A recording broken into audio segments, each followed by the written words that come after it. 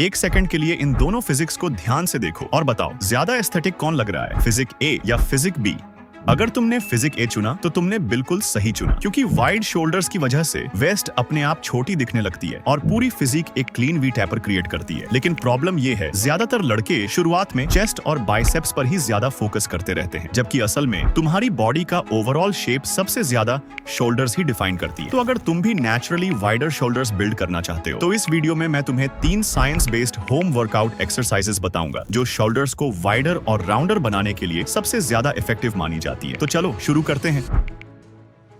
सबसे पहले बात करते हैं शोल्डर की फाउंडेशन की, और उसके लिए मेरी पहली चॉइस होगी पाइक पुशअप्स। अगर तुम घर पर वर्कआउट करते हो तो ये शोल्डर्स के लिए सबसे इफेक्टिव बॉडी वेट एक्सरसाइजेस में से एक है। जिम में लोग शोल्डर्स को ग्रो करने के लिए ओवरहेड प्रेस करते हैं और पाइक पुशअप्स काफी हद तक उसी मूवमेंट को बॉडी वेट के साथ रिक्रिएट करती है। इसी वजह से ये ओवरऑल शोल्डर साइज और स्ट्रेंथ बिल्ड करने में इतनी इफेक्टिव मानी जाती है। इसे परफॉर्म करने के लिए अपनी बॉडी को एक इन्वर्टेड वी शेप में लेकर आओ, फिर अपने हेड को कंट्रोल के साथ फ्लोर की तरफ नीचे ले जाओ और शोल्डर्स की पावर से वापस ऊपर पुश करो। बस एक बात का ध्यान रखना, मूवमेंट हमेशा स्लो और कंट्रोल्ड होनी चाहिए। मोमेंटम के साथ जल्दी जल्दी रेप्स करने के बजाय हर रेप को प्रॉपर रेंज ऑफ मोशन में परफॉर्म करो। बिगिनर्स के लिए 3 से 4 सेट और 8 से 12 रेप काफी होते हैं, और जैसे जैसे ये एक्सरसाइज आसान लगने लगे वैसे वैसे इसकी डिफिकल्टी भी बढ़ाते रहो। इसके लिए अपने फीट को चेयर या बेड पर रख सकते हो या फिर मूवमेंट को और स्लो कर सकते हो। इसी को प्रोग्रेसिव ओवरलोड कहते हैं। मतलब हर कुछ हफ्तों में मसल्स को पहले से थोड़ा ज्यादा चैलेंज देना, और इसी चैलेंज की वजह से तुम्हारे शोल्डर्स धीरे धीरे स्ट्रॉन्गर और बिगर बनने लगते हैं। और अगर तुम जिम में वर्कआउट करते हो तो पाइक पुशअप्स की जगह ओवरहेड प्रेस कर सकते हो, लेकिन ये एक्सरसाइज शोल्डर्स को स्ट्रॉन्ग और बिगर तो जरूर बनाती है। पर अगर तुम्हारा गोल शोल्डर्स को विजुअली वाइडर दिखाना है तो हमें एक और मसल पर फोकस करना होगा, और उसी मसल को हम अगली एक्सरसाइज में टारगेट करेंगे।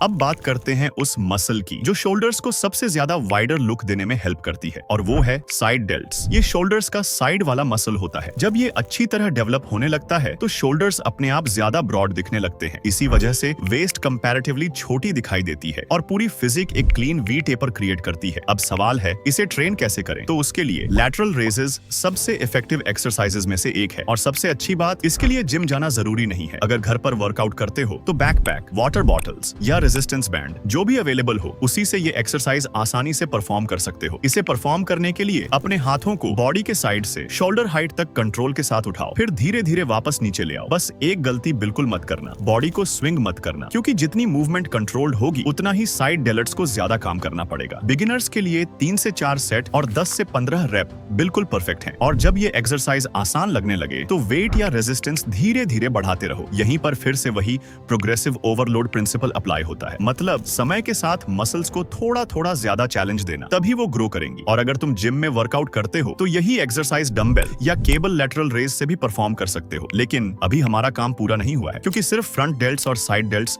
डेवलप कर लेना ही काफी नहीं होता। अगर सच में राउंड, बैलेंस्ड और एस्थेटिक शोल्डर्स चाहिए तो अब हमें शोल्डर्स के तीसरे और आखिरी हिस्से को भी ट्रेन करना होगा, और वही एक्सरसाइज हम अब आगे देखने वाले हैं। फ्रंट और साइड डेल्ट को ट्रेन करने के बाद अब बारी आती है शोल्डर्स के तीसरे और आखिरी हिस्से की, और वो है रियर डेल्ट। अगर इन्हें इग्नोर करोगे तो शोल्डर्स सामने से तो ठीक दिख सकते हैं, लेकिन साइड और बैक से उतने इंप्रेसिव नहीं लगेंगे। इन्हें ट्रेन करने के लिए resistance band, rear delt fly सबसे इफेक्टिव होम वर्कआउट एक्सरसाइजेस में से एक है। ये एक्सरसाइज शोल्डर्स के पीछे वाले मसल को टारगेट करती है। जब रियर डेल्ट्स डेवलप होने लगते हैं तो शोल्डर्स ज्यादा राउंड, बैलेंस और कंप्लीट 3D लुक देने लगते हैं। साथ ही तुम्हारा पोस्चर भी पहले से बेहतर दिखने लगता है। अगर तुम्हारे पास रेजिस्टेंस बैंड नहीं है तो बैकपैक, रियर डेल्ट फ्लाई भी परफॉर्म कर सकते हो। इस परफॉर्म करने के लिए कमर से थोड़ा आगे लीन करो और अपने हाथों को साइड की तरफ कंट्रोल के साथ खोलो। मूवमेंट को झटके से करने की बजाय रियर डेल्ट्स से मूवमेंट को कंट्रोल करने की कोशिश करो, ताकि पूरा टेंशन उसी मसल पर बना रहे। बिगिनर्स के लिए 3 से 4 सेट और 10 से 15 रेप काफी है। और अगर तुम जिम में वर्कआउट करते हो तो इसी एक्सरसाइज को डंबल रियर डेल्ट फ्लाई या रिवर्स पेक डेक मशीन पर भी परफॉर्म कर सकते हो। जब फ्रंट, साइड और रियर शोल्डर्स के ये तीनों हिस्से अच्छी तरह डेवलप होने लगते हैं, तब तुम्हारे शोल्डर्स सिर्फ बड़े ही नहीं दिखते, बल्कि हर एंगल से ज्यादा राउंड, बैलेंस्ड और एस्थेटिक नजर आते हैं। तो भाई, अगर तुम नेचुरली वाइडर और ज्यादा एस्थेटिक शोल्डर्स बिल्ड करना चाहते हो तो अपनी रूटीन में ये 3 एक्सरसाइजेस जरूर ऐड करो। Pike pushups, lateral raises, rear delt fly. अगर इन्हें सही टेक्निक के साथ और कंसिस्टेंसी से करते रहे तो कुछ ही हफ्तों में तुम्हें मिरर और टी-शर्ट फिटिंग दोनों में साफ डिफरेंस दिखना शुरू हो जाएगा। और अगर तुम घर पर ही एक complete full body workout plan ढूंढ रहे हो तो स्क्रीन पर जो वीडियो आ रही है उस पर अभी क्लिक करो। उसमें मैंने पूरा home workout routine step by step आसान भाषा में एक्सप्लेन किया है। मैं तुमसे उस वीडियो में मिलता हूँ।